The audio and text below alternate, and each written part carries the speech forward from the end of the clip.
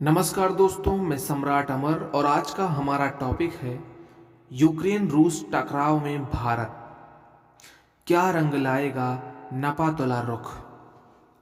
Ukraine में रूस के हमले के बाद अंतर्राष्ट्रीय मंच पर भारत के अब तक के रुख को नपातुला और सधे अंदाज वाला बताया जा रहा है। खासकर संयुक्त राष्ट्र सुरक्षा परिषद में अब तक 2 दफा मतदान में भारत विरत रहा।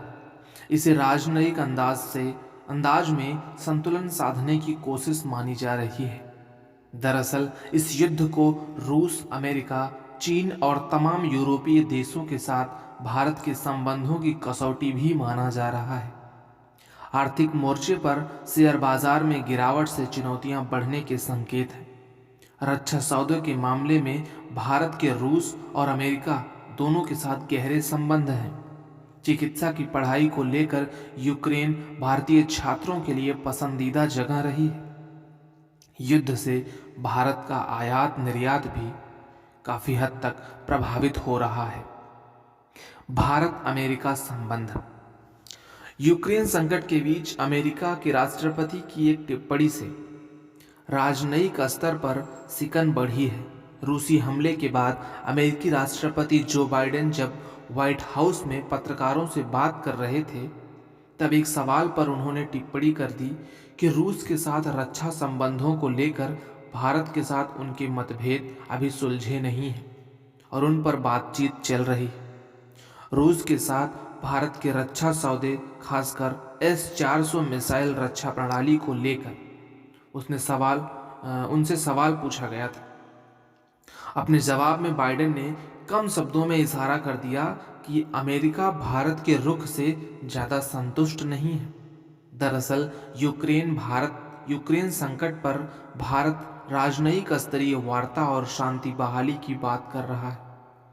विदेश मंत्री एस जयशंकर के मुताबिक यूक्रेन के मुद्दे पर जो कुछ हो रहा है वह नाटो के विस्तार और सोवियत युग के बाद रूस के पश्चिमी देशों के संबंधों से जुड़ा है। सुरक्षा परिषद में भारत ने जिस तरह के बयान दिए उसे रूस के पक्ष में माना गया। रूस ने भारत के इस रुख का स्वागत किया। भारत रूस रिश्ता। भारत के रूस के साथ करीबी अमेरिका को परेशान करती रही है। बीते साल दिसंबर में पुतिन ने भारत का दौरा किया था, जिसमें दोनों देशों के बीच कई रक्षा समझौतों पर दस्तखत किए गए थे। इसके बाद भारत ने पुष्टि की कि रूस ने जमीन से हवा में मार करने वाली S-400 मिसाइलों की आपूर्ति शुरू कर दी है। S-400 मिसाइलों की आपूर्ति को भारतीय सेना को आधुनिक बनाने की दिशा में एक अहम कदम माना जा रहा है। वर्ष 2018 में हुआ यह समझौता $5 अरब से भी ज्यादा का है, लेकिन इस पर अमेरिका की नाराजगी की तलवार अब भी लटक रही है। अमेरिका ने countering America's adversaries through section act CAATSA नामक कानून के तहत इस समझौते को आपत्तिजनक माना है।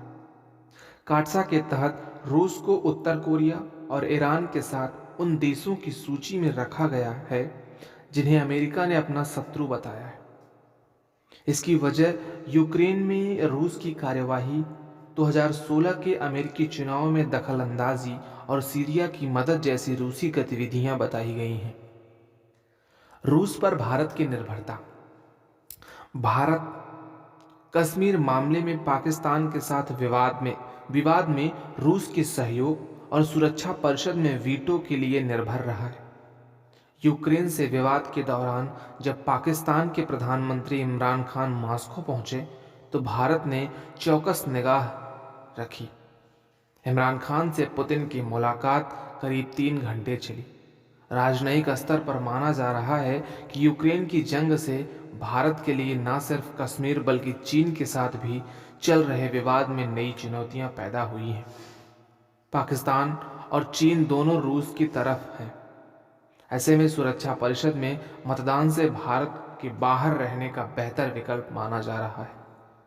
भारत और रूस ने 2025 तक आपसी कारोबार को $30 अरब तक ले जाने का लक्ष्य रखा है। भारत रूस के तेल और गैस पर भी बहुत निर्भर है। रूस से प्राकृतिक गैस के कुल निर्यात का 0.2% भारत को जाता है। भारत रूस ने सैन्य तकनीकी में सहयोग को अगले दशक तक बढ़ाने के लिए करार पर दस्तखत किए थे। रक्षा और ऊर्जा संसाधनों के अलावा अंतरिक्ष विज्ञान के क्षेत्र में बड़े सहयोग के लिए करार भी किया गया है।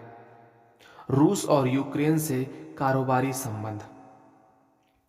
रूस और भारत के बीच अब कारोबार काफी कम रह गया है।